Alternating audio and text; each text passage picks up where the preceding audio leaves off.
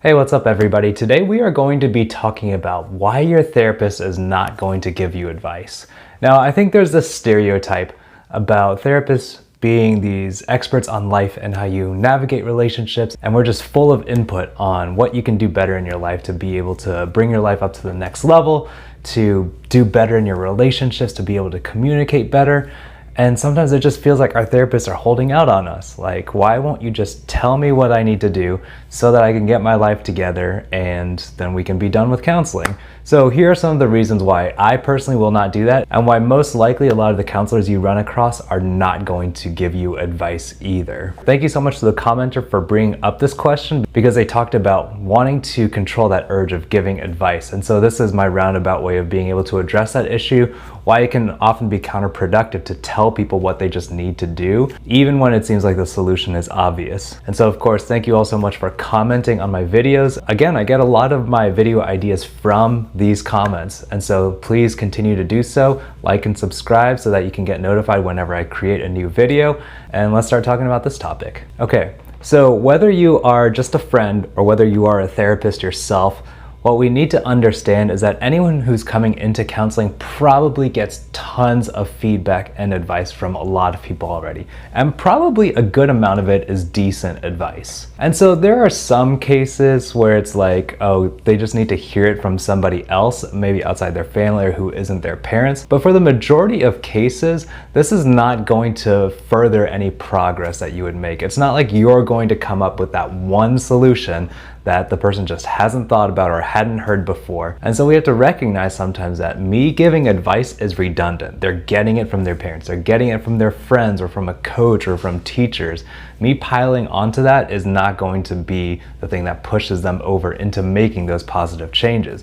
What I can do in contrast is be able to listen to their story, be in that mindset of hearing why this pattern has perpetuated, and by them breaking that down with me while I'm listening and reflecting, then they might actually come up on some patterns and changes that they can make for themselves. And in contrast to me telling them what they need to do, even if it feels like the answer is obvious, they will have a lot more buy-in, a lot more commitment to that if they're able to come up with that themselves, from breaking down some of the patterns that are currently not working for them to understand what's making that happen, so that they can change things and create a new system and a new pattern for themselves that's going to work a lot better. As an aside to that as well, a lot of times when anybody tells somebody to do something, they might be able to gut it out and keep it going just by sheer force of will for maybe a week or 2 weeks. But what happens is, because you don't have that personal buy-in, they're just doing it to make their spouse happy, get their parents off their backs. That's not a lasting solution. And because they don't have that personal sense of buy-in to that particular change, because they didn't come up with it themselves, they're just doing it to make somebody happy or to keep somebody from bothering them, it's not gonna last. It's not gonna be the long-term change that you would really wanna see out of counseling. And so me just telling them what they need to do, giving them advice, is not going to help that in any way. The other thing I'll say too is that because I am a person, my values, my personal values, are inevitably going to show up in any advice that I give. Take the example of some clients that I have worked with in the past who struggle with substance abuse, whether it was with marijuana or with nicotine or with alcohol or any other number of other drugs. My personal bias, if you want to call it that, is complete abstinence. That's what I choose for myself in my life. But if I start telling them what they need to do, how they need to live their lives in regards to this particular substance. And this is true across a lot of mental health spectrums as well. It just happens that substance abuse is the most obvious and concrete example of this. Some of them are not ready to make that huge commitment to complete sobriety and abstinence. Some of them feel like there are some benefits that they still get from whatever drug that they're taking, and if they can bring it down to what they consider to be a safe level or a manageable level, then things would be fine for them. And so if I'm so set on giving them advice, I might miss the perspective that they're bringing to it. And this happens with a lot of spouses in these substance use situations too, that they're telling their spouse, the client that's in front of me, how they need to go about their sobriety journey. Whether it's just completely quitting, or they have to go to certain meetings or go to AA or get counseling, all of these things, it's advice that they're getting from other people, whether it's a sponsor or a spouse or a friend, all of it well-intentioned, But what it doesn't take into account is that person's narrative, that person's reasons for continuing to use. I tell all of my people who are addicted to some kind of behavior or substance the same thing, is that if there weren't some kind of benefit to it that you were experiencing, you wouldn't still be doing it. And so by being able to listen instead of just saying, hey, this is bad for you, you need to stop, by listening, what I can do is help them to understand, what is this thing that is reinforcing this pattern? What is keeping you in this pattern? Because you know the risks. You know that there are dangers for your health, for your relationships, for your work that are resulting from this. So there must be something else that is incentivizing you to continue. And if I'm just telling you that, hey, you need to quit, you need to go to AA, you need to see this person, talk to that person, that misses the opportunity for them to come up with themselves. What is going on that keeps me in this cycle? And then be able to do something to counteract that or change it. The final thing that I need to think about and consider when it comes to giving advice is, why am I giving this advice? I need to check myself, and this is most applicable for people who are friends or loved ones of other people that are wanting to give them advice instead of being able to listen. Now, I'm not saying that you can't ever give advice. As a parent, I know there has to be a lot of direction from me for my kids. And what I try to do is, as I give direction, I try to explain why I am telling you to do this. Why am I encouraging you to make this choice rather than that choice? Because kids don't have a lot of that framework built in yet. So this is not to say that advice is never appropriate. But when you're talking about maybe supporting an adult, a friend, somebody that you're not directly responsible for, then there may be some space to understand, okay, what am I bringing into this relationship that makes me want to give advice? What am I getting out of it that makes me want to give advice? So there's a little bit of self-reflection here that's going to be necessary. For instance, a lot of the times that I find myself wanting to give advice is when I feel fed up with a client for whatever reason, whether I feel like they're not progressing quickly enough or the solution's obvious and they just need to do this, and all of the answers and stories that they've told me are kind of pointing to this solution, but it's like they just can't connect the dots. I want to jump in. And a lot of it can come down to impatience, where it feels like you are right on the cusp here. I'm just going to give you a little push over the edge. I'll give you the answer. And for any teachers, you all probably understand that that's not a super helpful way to have somebody learn. Part of it is them going through the process of being able to come up with the answer for themselves. And so that's why I need to check my urge of impatience, especially because I'm coming from an outsider perspective. So sometimes it's easier for me to see what obstacles there are that they're just not aware of. If we think of this example of like a fish being in water, and you ask the fish, what's water? They have no idea what you're talking about, because that's just their environment. They're so inundated with it that they don't recognize what they're swimming in.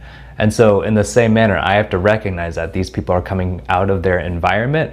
And so this is the first time potentially that they're really examining some of these factors that they just took for granted or just thought were completely normal. So I need to check my urge with that impatience to just give them the answer, which often comes in the form of advice or telling people what they need to do. Another piece I need to pay attention to, and this probably universally across therapists, we get used to the idea that we're helpful for people.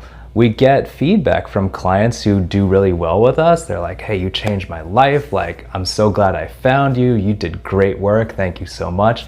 And if we let that get to our heads with new clients or other clients, that can lead to, oh, I know what I'm doing. I know what to tell you. This worked with other clients. I've seen this work. I've seen that work. This is what you need to do. And this comes out of a well-intentioned desire to feel useful in the process. A lot of the times when we're feeling stuck with a client, when we're feeling like they're not making progress, or all of these techniques that we're trying, they're not willing to do it or they're not consistent with it, and out of that insecurity potentially, where, oh, I need to make sure that this process is worth their time and their money, I might want to give them advice. I might want to tell them, hey, just do this and see how it goes. I think it'll really work for you. That is a desire that serves us as therapists and not the clients. Well, we need to keep in mind that each individual client has to go through their own process. And if we encourage them to skip steps in that process by just giving them advice, giving them the answers that they're potentially looking for, we cheat them out of making the progress for themselves. We cheat them out of better understanding themselves, the patterns that are making up this unhelpful behavior or emotion. And so by doing that, by wanting to feel useful and effective, we often sabotage our own process with our clients. And it is a selfish desire that ends up serving us, helping me feel better in the moment. Like, hey, I've got an answer for you. But again, it gets into taking away their autonomy, taking away their ability to go through the process themselves, examining themselves and learning more. And so we really need to be careful about why we end up giving advice. Again, there are situations where it's absolutely appropriate, where you give direction, give advice. But the assumption of the question that I got from the comments was that this was not a situation where I need to give advice, but I still have that urge. So what do I need to think about in order to be able to choose to do something different with that? Maybe just to listen, maybe just to reflect and allow them to think through on their own instead of jumping in with the answers that I think are right. And so again, as we're talking about this big picture, we're talking about autonomy. Again, my values don't always align perfectly with my clients. I'd say they hardly ever align perfectly with my clients. And so if I just jump in with advice and tell them what to do, that is not serving their autonomy, that's not serving their values. I run a real risk of imposing my values upon them, even if they're directly asking me for advice. What I'll always say is, hey, I don't know the answer. Like, you have to see how this would apply in your own situation. I have seen clients do X, Y, and Z in a similar situation to yours. And then what I'll do is, okay, if you want to consider those potential steps, let's evaluate that in terms of your values, in terms of what might work or not work for you. And so I don't want them to ever blindly take any suggestions I might give, or my clients have done X, Y, and Z before, without questioning it, without understanding how it fits into their worldview, how it would apply or not apply. And so I do get it can be incredibly frustrating for a therapist to dodge your questions like, hey, I just want you to tell me what to do.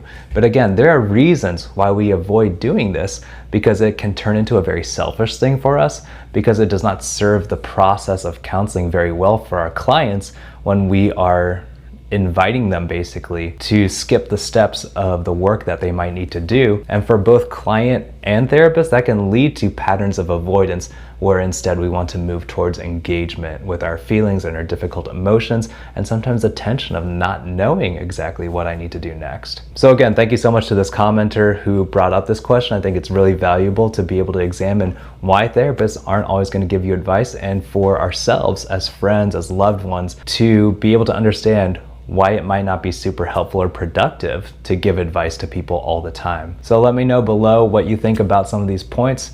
What are your experiences with therapists? And maybe you've asked them to give advice, or that they've chosen not to, or they have chosen to. How did that work for you in that counseling process? Thank you so much for watching. I'll see you all next time.